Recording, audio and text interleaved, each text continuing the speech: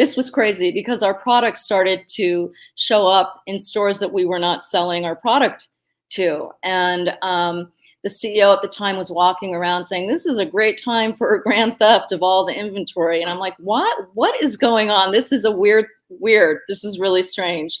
And then, at that time we were using 3PL, which was a third-party logistics facility to do all of our shipping. And so we had a big problem.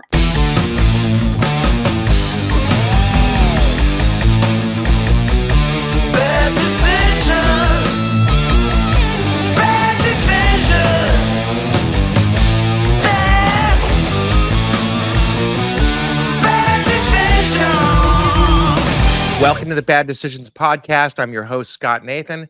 My next guest, Pooneh Mohajer, is a serial entrepreneur and a friend of many years who co-created two cultural phenomena, hard candy cosmetics and Tokidoki. And we're going to take a deep dive into both. Hard candy cosmetics was birthed in 1995 by Pooneh and her visionary sister, Pooneh Mohajer, and sold to French luxury conglomerate Louis Vuitton, Moet, Hennessey in 1999. Hard candy revolutionized the nail enamel and cosmetics industries globally. Hard candy was such a cultural phenomenon that three monster beauty brands that I know of were all birthed over a single Los Angeles Times article written about their meteoric rise. OPI, Smashbox, and Urban Decay. How do I know this? Their CEOs told me when I worked with them.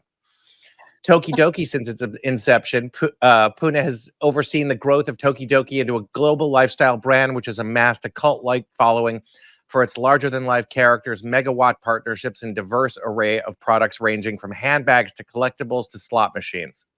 Welcome, Pooneh. Thank you, Scott. It's really fun to be here. Yeah. I always like to start with origin stories. You were born to Iranian-American parents. How did they shape you and Dina?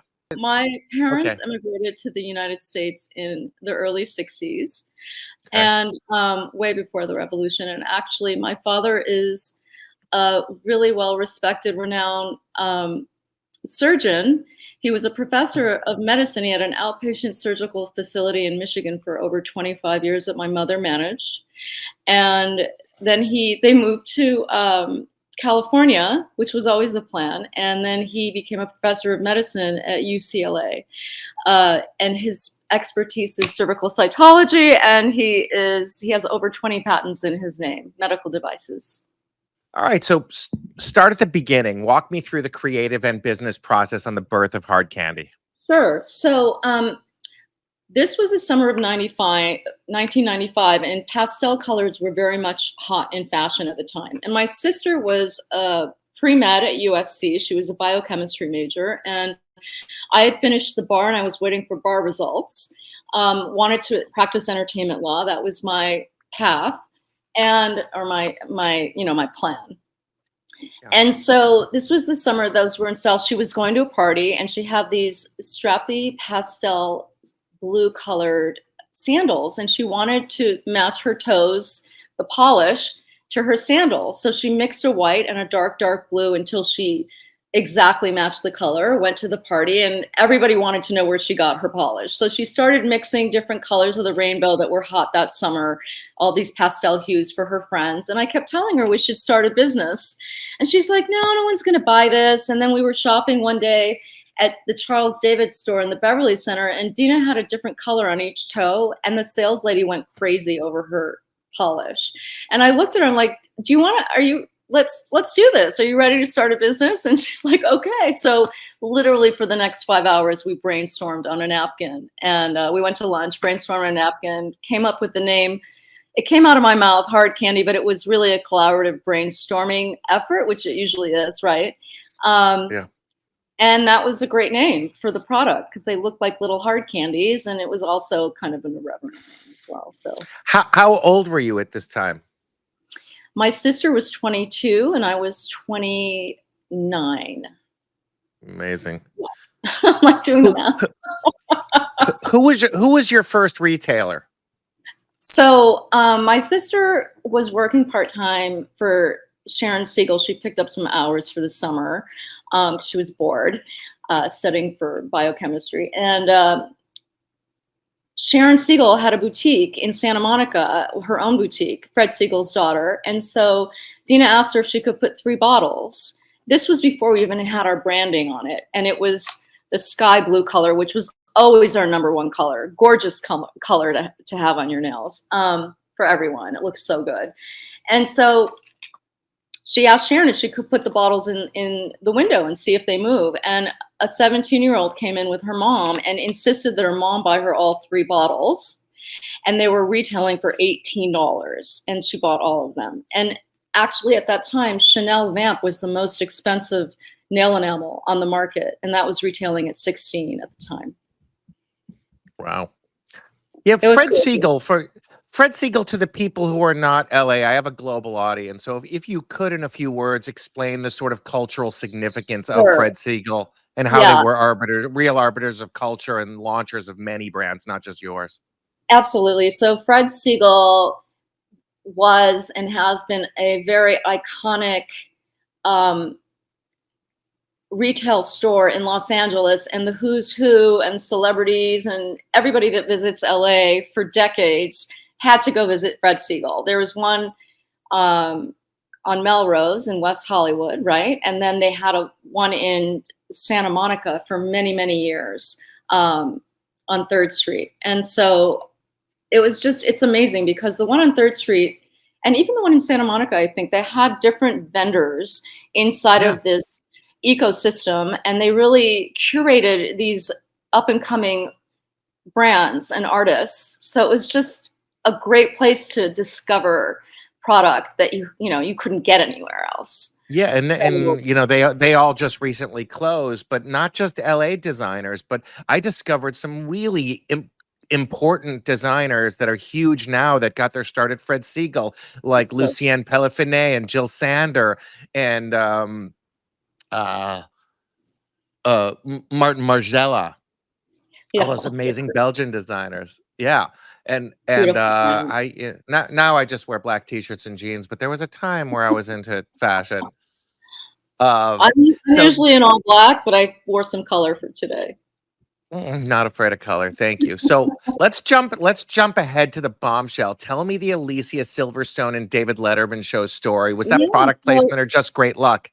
No, that was pure luck. As we were just speaking about Fred Siegel, it was a very trend-setting retail store, and Sharon Siegel's store had beautiful products. So I suppose her stylist or she bought it and went on the David Letterman show, and he commented on her nails. She was wearing sky blue, and that was really helpful. And then everything kind of snowballed around that. We ended up getting a lot of publicity. One of the things that I think was part of the success of Hard Candy is that it was really product that was a fashion item commensurate with fashion colors of each season and sold in high-end specialty boutiques, apparel boutiques. So it was an unconventional avenue of distribution for that particular product. And it got us a ton of press and a lot of publicity. I mean, I think, I'm great. A lot of celebrities were wearing it.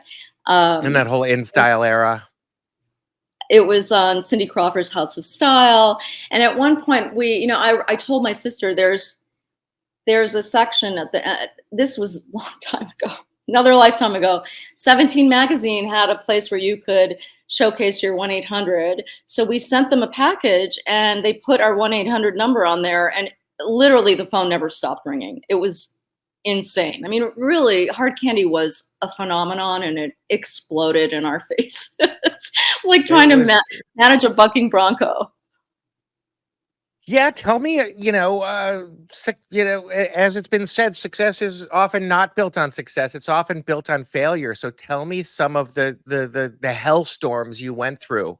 Okay. I have a great story that I've never told in an interview about Hard Candy. So this was crazy because our product started to show up in stores that we were not selling our product to. And the CEO at the time was walking around saying, "This is a great time for a grand theft of all the inventory." And I'm like, what is going on? This is weird. This is really strange. And then, at that time we were using 3PL, which was a third-party logistics facility to do all of our shipping.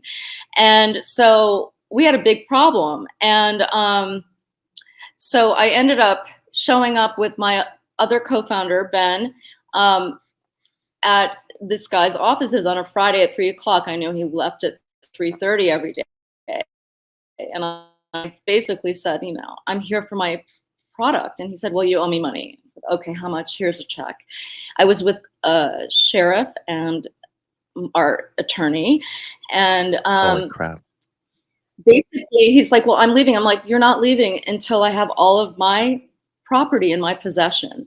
And so we proceeded to move, I think it was about 8 semi trucks, and it took us 12 hours to load up these trucks and move all of our inventory into a makeshift warehouse that we had identified 48 hours before.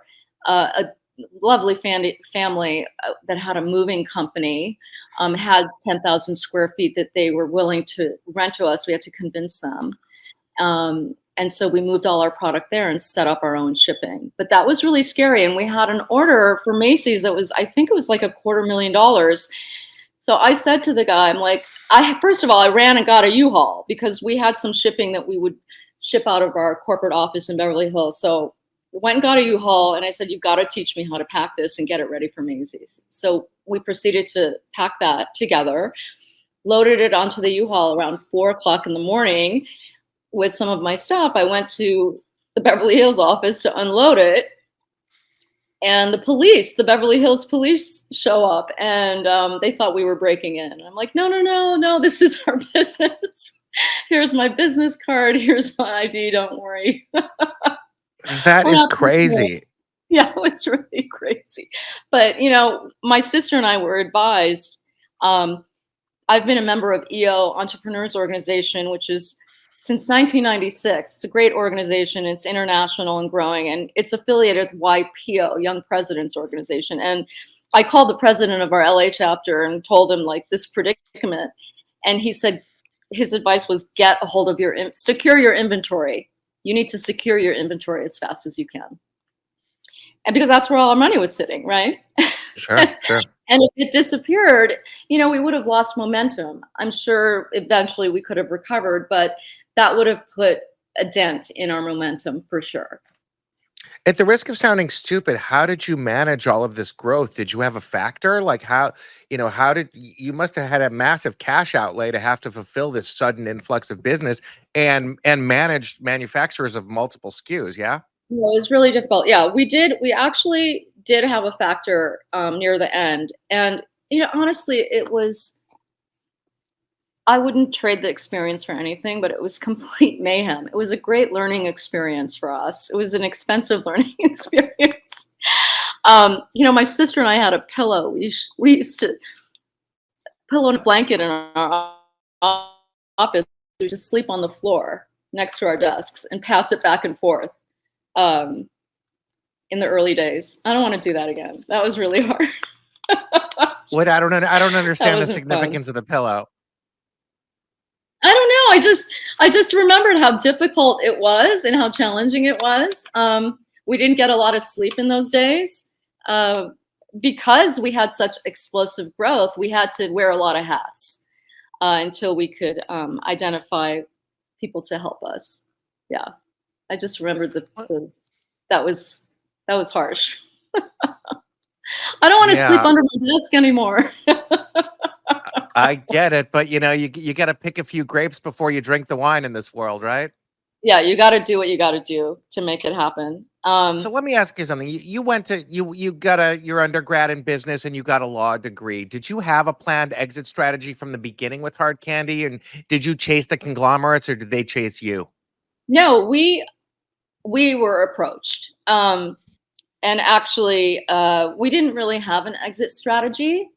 We really struggled. I mean, it was very challenging, and we went through 3 CEOs just to give you some insight into how challenging it was. But yeah, no, we didn't. But I think it was definitely, you know, it was a lot for us to manage. So it was, even though we were approached, I think it was time for us to sell. Sure.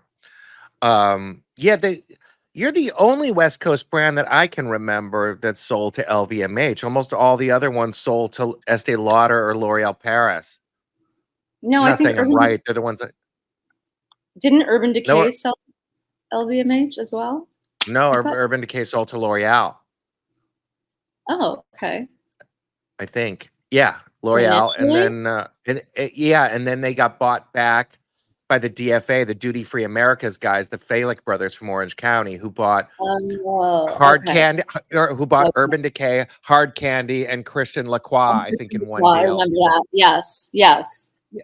And that's right. let me ask you this: is it just completely in your rearview mirror? Or does it bring you joy that now Hard Candy is back and it's at Walmart and it's huge and a whole new generation's discovering it? Do you take pride in that, or is that just something you did when you were a kid? No, as a business person, I absolutely take pride in that. That it still has a life, and I would. Yeah. I definitely do, because for obvious reasons, we built a lot of value, and I'm proud of what we were able to build together. And my sister is exceptionally talented, and she went on to create Mhm. other brands. She's extremely creative, and has a lot more to give. So I'm excited for her in the next iteration. Of I what she. I I am too. I knew Dina far or before I knew you, but I know you much better. Like I used to know her just kind of from out and about and mutual friends, but I haven't seen her in a long, long time. And then Yeah. you and I got to know each other, what, 15 years ago, 20 years ago? Yes. Yes. Um, A lot of mutual friends. yeah. Um, what Let else me can we ask you talk? this. I think most people who smash it out of the park on their first swing would have taken their bag full of money and rode off into the sunset. What drives you to keep going? I love entrepreneurship. I love being in business. I love being challenged and engaged. I think that, there were times, I think I took a year off after Hard Candy, and I was so bored and frankly depressed. It was depressing. Um, What did you do? Just traveled and spent money? I think I took a few trips, but no, I just took it easy. I was exhausted. You just didn't Exhausted. didn't put pants on for a couple months, that kind of thing? I slept for a year. So, what else? So what have you learned? If you could redo that part of your life, what would you have done differently, and what advice would you give your younger self? Yeah. Um, the advice I would give myself is, like, really be very careful about who you bring in to rely on inside of your company. You really have to do your due diligence when you're hiring upper management. I think that's really an important lesson that I learned. You want to. What else can I tell people? Don't ever give up. Don't let people intimidate you. We were young, and a lot of people didn't take us seriously. So you just have to ignore that and plow through that, and just stay focused on your vision and what you want to accomplish. Um, what else could I tell you? How much staff did you have at the beginning, middle, and end? Walk me through that Oh my arc. gosh. This is so hard to remember. We're so focused on Hard Candy. We need to talk about Tokidoki. No, we're gonna get there. We got plenty of time. We're only Okay. and turn off that dinger. I'm sorry. I don't know how to do that. Just put on your do not Hopefully that disturb. won't happen again. What? Put on your do not disturb on your phone. Swipe down from the top right, No, it's and then hit not the on my move. phone. I'm on my computer. Oh, is it your email Oh, app?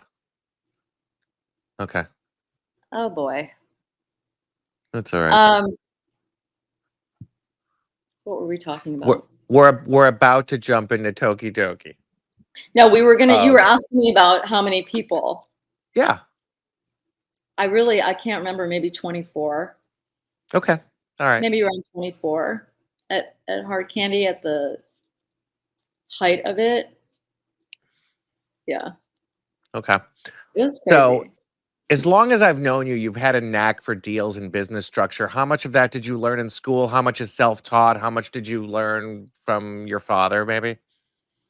I don't know. I think I honestly think that if you have common sense, you're going to be good at business, and you just have to really rely on your gut and what makes sense. You know, what you think is a good deal. I like to enter deals where both parties are winning. You know, having like a true partnership.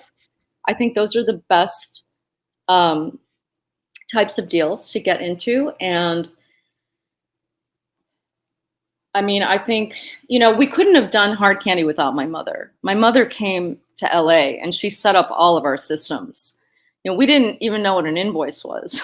Like, I mean, we had a lot to learn in the beginning. She's All like, right, what I do you want to hear this story. mean?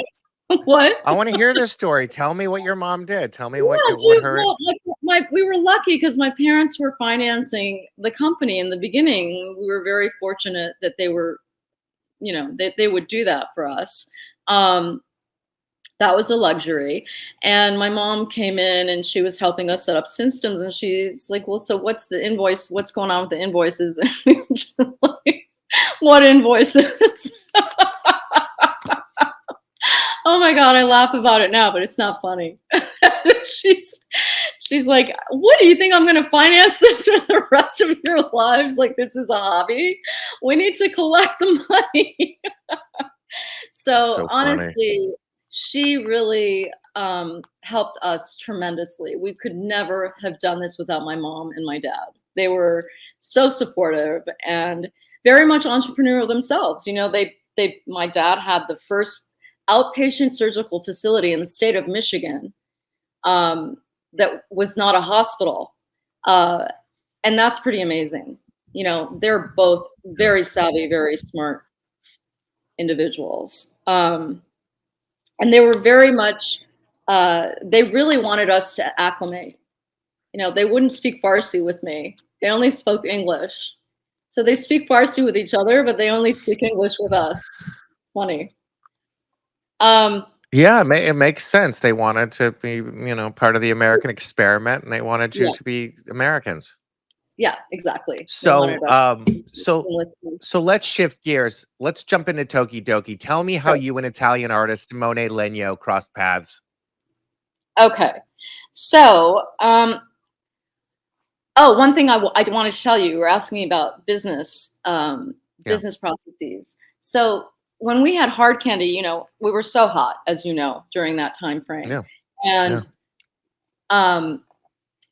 that's where I met my ex-husband at Hard Candy, Ivan. And they had an agency and they came in and we were one of the very first cosmetics companies. Before all of them went online, we were pretty much one of the very first to be selling online. And they came in and they wanted $28,000. And I said, there's no way I'm paying you $28,000. What we will do is you build it, we'll partner on it, we'll do a 50-50 split until you recoup your 28, then we can go to a 60-40 split. And they're like, okay. Smart. And it worked really well. And that actually became their business model for their company. So I wanted to just tell you about that. And that was very smart. It's smart. I remember the first business class I ever took in college was at Kellogg at Northwestern. And on the first day, just a little quick anecdote, they broke us off into groups of 2 for these mock negotiations. And I got paired up with this young girl. I mean, I was young. We were both teenagers. And we did this thing. And at the end of the negotiation, they said, how much money does everyone have? And I puffed up my chest. And I had gotten the most money, which is ironic because I'm the world's worst business person. And I said, and the professor said, how do you feel, Mr. Nathan? I said, I feel pretty good. And he said to the girl, how do you feel? She goes, I feel pretty embarrassed. And he said, this is the lesson I wanted all of you to learn today. The definition of a good business deal is when both parties walk away feeling good about it. It's hard to get clients. It's really easy to keep them if you're just straight up and honest and transparent. So that was a very important learning lesson to me. That's so true. That rings so true. And that's so much, I mean, that rings very true for Tokidoki. We want to work with people that we like and we respect. And we really trust. even though we're in the licensing, part of our business is licensing. We really view our licensing companies that we license our intellectual property to as our partners. You know, we want everybody to win at the end of the day. That's really important. Simone and I. So fast forward, sold hard candy, ended up investing in my ex-husband's company before we got married. I put $250,000 in, unfortunately. That went bye-bye. We ended up pushing that company into BK because there were some things that were awry there. And then his clients, the clients that he had kept calling him and saying, you know, we need your help. We don't know how to do this. And so I said to him, why don't we just start this again? And he said, okay. So we basically started the business all over again. Little did I know that when I gave Smashbox a great referral on him and his partner and what a great job they did on building our website, I didn't know I was referring myself business in the future, which is pretty funny. And so we started the business again. And Ivan had a concept to create something in the health and beauty space for a men's line, specifically targeted for men at the time. This was 2001. And we started that was around 2003. We restarted the company in 2001. So 2003, he goes online to look for design talent to help with some of the design elements of the line that we were creating, and stumbled upon Tokidoki.it, which was Simone Legno's professional personal calling card at the time, and called me into the office, and he's like, you've got to check out this website. You got to see this guy. I walked in and I saw it, and I literally started to scream like a lunatic. Oh my God. I was dumbfounded. I could not believe my eyes. It was just so beautiful, everything he had on there. Simone was one of the world's best Flash animators at the time. He had won awards, and he had these animated games, and then he had these, let me get out of the way, beautiful Japanese women illustrated with these cute kawaii characters. And Tokidoki actually means sometimes in Japanese, and his philosophy is that we all wait for those moments that happen sometimes in our lives that change our destiny. So it's a very hopeful way of looking at your life. And the characters that he creates and the different character families have these little cute backstories, and they just make people very happy, you know, and that's the thing that drives me personally, and I'm sure him as well, is that the fans love his art, and they have such depth and such complexity. Yeah, very intelligent, very intelligent. I mean, I think he's a creative genius without a doubt, and 100%. Both sides of his brain work. This is a book. I'm going to use shameless plug right now. Please. This was put out by Abrams. Tokidoki, The Art of Simone Legno. We launched it last year ago, July, and it's just stunning, and I can't wait to give you your copy. Oh my God, I would love it. I would love it. I want you both to sign it, please. Of course. I'm very happy to do that. You'll enjoy this book. Okay. It's beautiful. I mean, I love when art and commerce come together, and I've always felt, and I've told you this before, that I think you should really write a book on monetizing art, because that's what you do. Well, I love art and commerce as well, and you are Scott. You are art and commerce. Come on, right? I'm working on the latter. Working on it, pushing the rock up the hill. From this podcast, I could someday make literally hundreds of dollars from this. I hope so. From your mouth to God's plan, I guess. Okay, so let's do some collab name dropping, because it's just mind melding. Sportsac, Marvel, Hello Kitty, Barbie, Sephora, the Dodgers. It's crazy, right? So the first collaboration that we ever did, you know, my ex-husband, Ivan Arnold, and Simone Legno, my current business partner, the three of us started this company together. Ivan discovered him, and then I freaked out over him.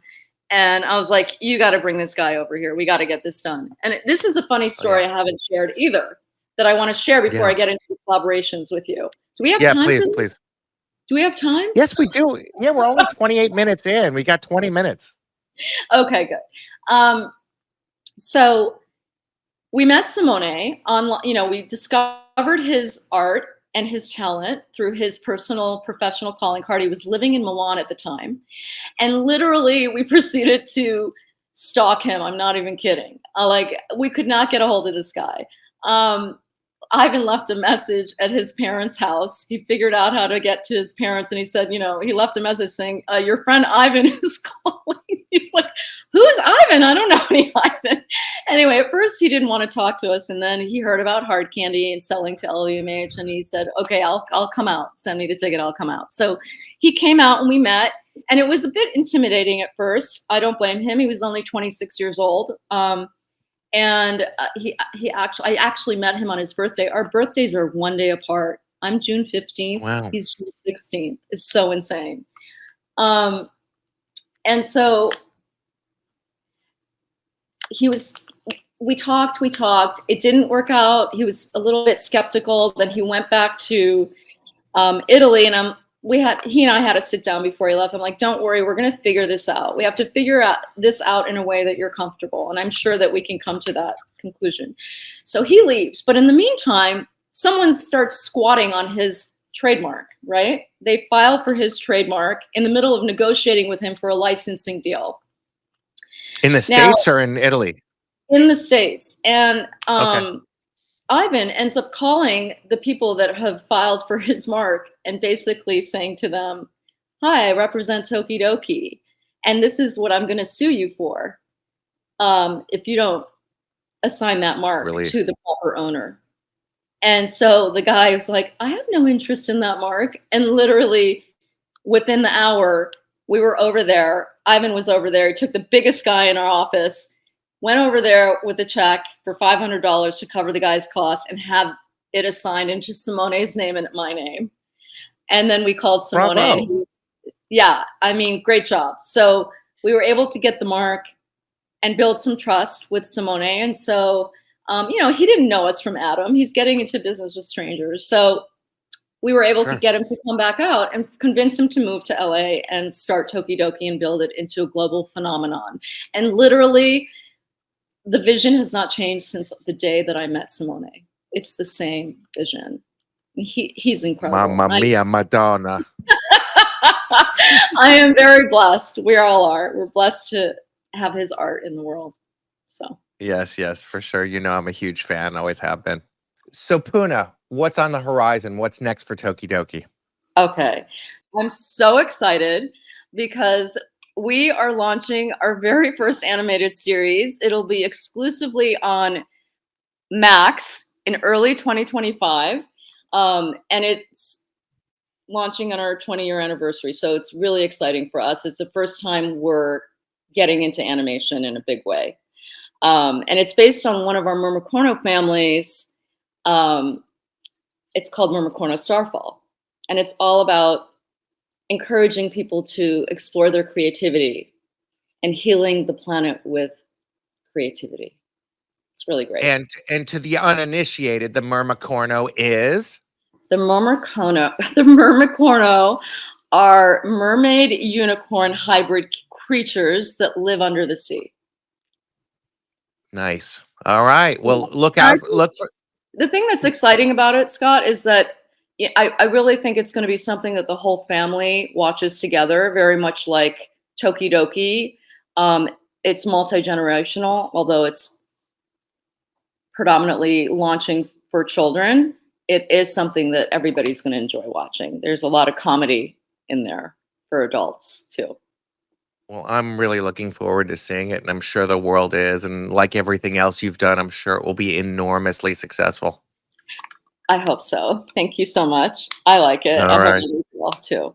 So I know I always want the chewy bits though. Like I've always been amazed how you I try to reach people throughout various points in my life. How do you get brands like Barbie and Marvel and Hello Kitty and Sephora and the Dodgers to do business with you? First of all, Simone is extraordinarily talented, right? So that helps. Okay. Um, Yeah. the first collaboration that we ever did, Ivan actually sent a package to Le Sportsac, to the CEO at the time, who was Tim Shifter. It was a family-owned business, you know, and Le Sportsac has an iconic. I mean, it's been around since I think 1975, and it's just an incredible, iconic American brand, but with global outreach. And sent him a package with some of our product. Cold? Just cold? Or did he? Totally cold to his attention. Then got a meeting. Him and Simone flew out to New York and met with him and convinced him to the line that he was about to come out with to use Simone's artwork. So that was our very first deal with Le Sportsac. And it was only supposed to be for one season, but it outperformed everything they had done before, even Gwen Stefani's Lamb. It was incredible. And then I think we did 11 or 12 or more seasons after that. And it was just a great ride. And they were a great company to work. They still are. We still revisit with them and do collaborations here and there and celebrations of, you know, milestones between our companies. And I remember shortly after meeting you and Ivan, I remember seeing it at the Le Sportsac shop at the top of the escalator at the Beverly Center. And I was like, I know them. It was amazing. I mean, people still rock their Tokidoki Le Sportsac bags. And they're collectible. Yeah, they're very valuable. They're collectibles. And it's just awesome. And that kind of, you know, now that became ingrained in our DNA. And after that, it was really people pursuing us. We've been so blessed. And going to trade shows, you know, licensing shows. And you don't have to carry inventory from a lot of this stuff, right? Well, for the product that is licensed, we don't. Sure, that's what I mean. But we also make product. We also act as a licensee to some of our IP collaborators. Like, for example, we are licensee with Hello Kitty, and we have beautiful co-branded product out with them. We love working with them. We've been working with them since, I think, oh my gosh, 2009 or something, something crazy. And yeah, and you know, all these companies, they approached us. Can you believe that? It's just amazing. It's been this viral. Really? Well, the Sportsac, we approached them. That was the one company. But think about it. They're global. They have overnight. They put us on the map. They had a $3 million ad campaign, and you know, we had animation in New York City and back of cabs on in Union Square. I mean, is it Union Square? What is the?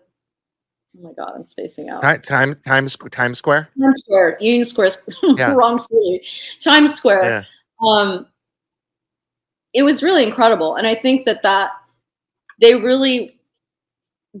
were pivotal in getting us exposure as a company and putting us on the map, and that's where they kind of built awareness for us overnight. And you know, Smashbox helped it as well.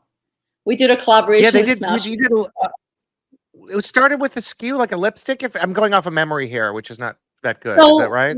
For Fashion Week, we did a little mint. I still have it. I should have brought it with me so I could have shown it.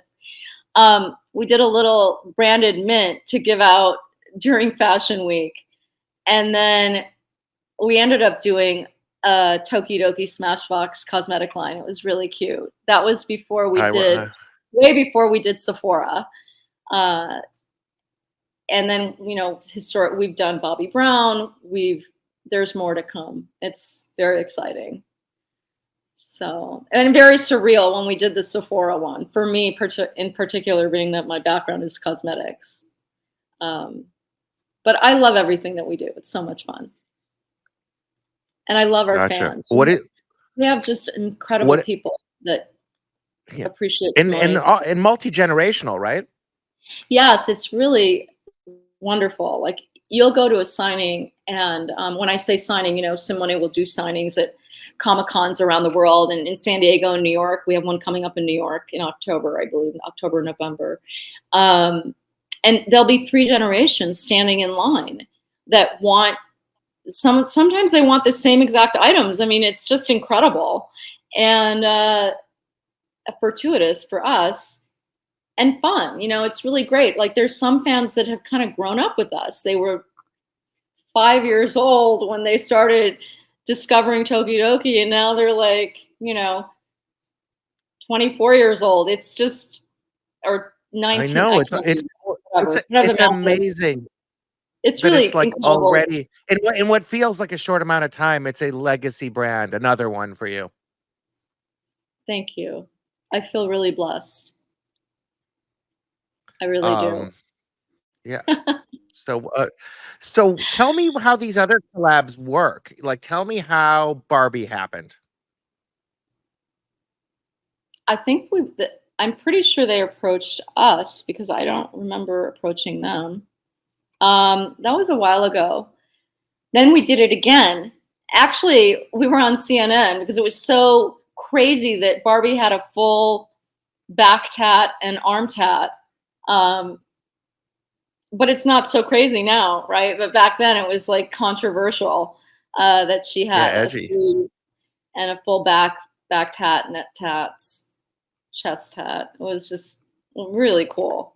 And how are these deals structured without giving away any trade secrets? Like, Well, typically,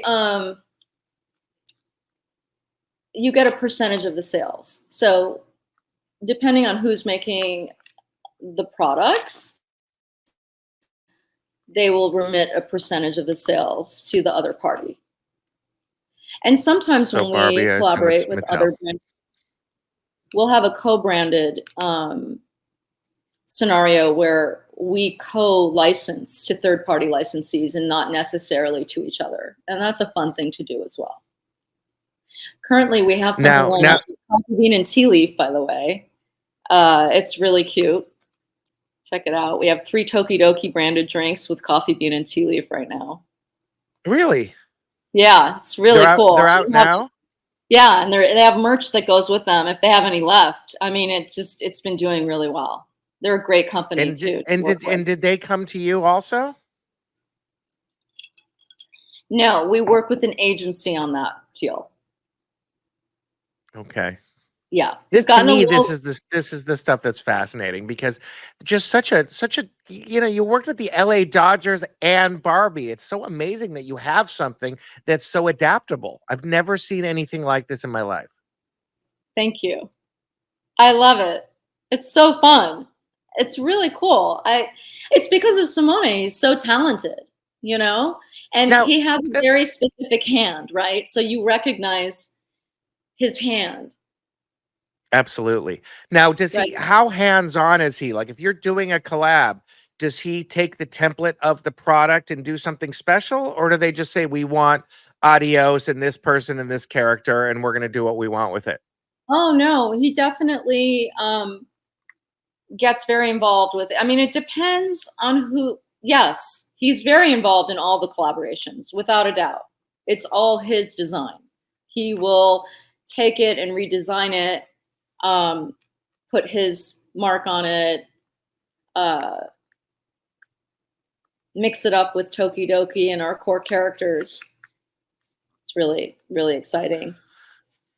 He does a great job. Do you think this is going to? Do you think you'll always do this, or do you think this is something you would ever sell?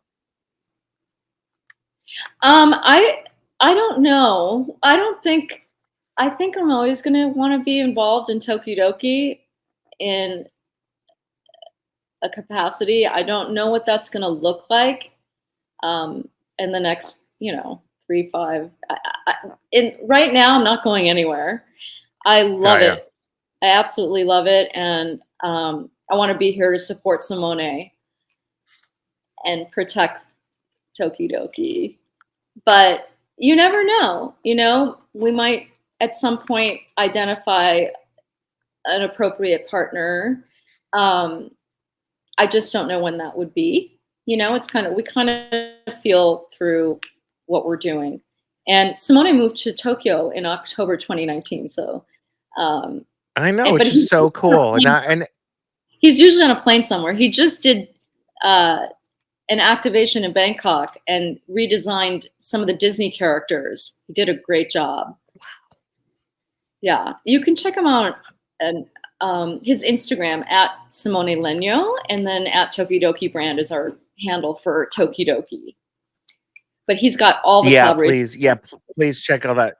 Yeah, it's Simone Legno, Legno, everyone. But check it out. I've been a massive fan, and I actually kind of fanboyed out. I called Pooneh a couple weeks ago just to say hi and ask her to be on the show, and Simone was in the car, and I kind of fanned out. She was like, "Do you know Simone?" I'm like, "No, but I'm a huge fan." I can't wait for you to meet him next time he's in LA. You got to meet him.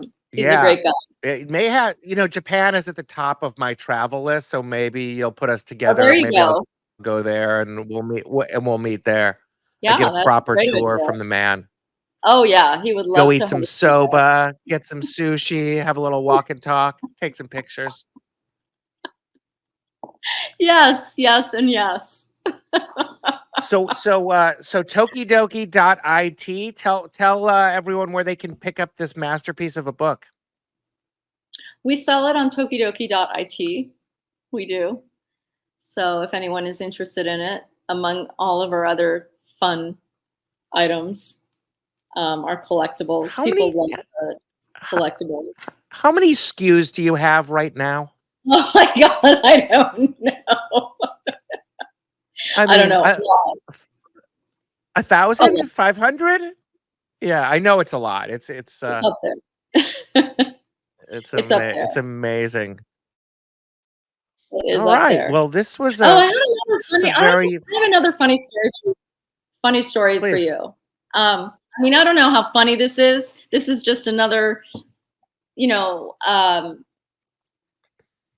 this is another challenge, an entrepreneurial challenge that we've had at Tokidoki. I mean, you and I talked about this. So you can't succeed without having some mishaps and failures and obstacles. It's like part and parcel of the journey. Yeah. But at one point, we had this lawsuit that really took a long time and was very distracting for us at Tokidoki. And at one point, I owed the attorney that consulted on the lower court level, and then I put an entire new team together after that. But we owed him $500,000. So my controller, I was in a meeting, and my controller's like, so-and-so's on the line. We owe him $500,000. What should I tell him? I'm like, well, tell him we're going to write him a check for $500 and I'll call him in 15 minutes. And then I called him. I said, listen, you do not want to push us into bankruptcy. You will get 5 cents on your dollar. Just hang in there with me. I will get you paid. You're going to make money on your money. I'll pay you 8%. I'll call you every week. You're going to know the status all the time. I'm going to write you checks every week, and we're going to get you paid. I promise. And he agreed. And we ended up getting him paid. And he made money on his money. So well, that was really smart, because a lot of people would either be avoidant or F off, but you broke it down. But you broke it down pragmatically, and that's a gift. Thank you. I felt good about that, but it was just so funny. We owe him $500,000. Oh, write him a check for $500. $500. But that's really funny. But it's a good faith effort. Yeah, absolutely. So as a branding expert, how's my branding? I love it. Do I have enough logos in this frame? I think you do. I don't think anyone's going to miss it. It's the right amount. Yeah. It's really good. It's really good, Scott. Got you. Well, Pooneh, thank you so much for taking the time out. I adore you, and you're always so fascinating.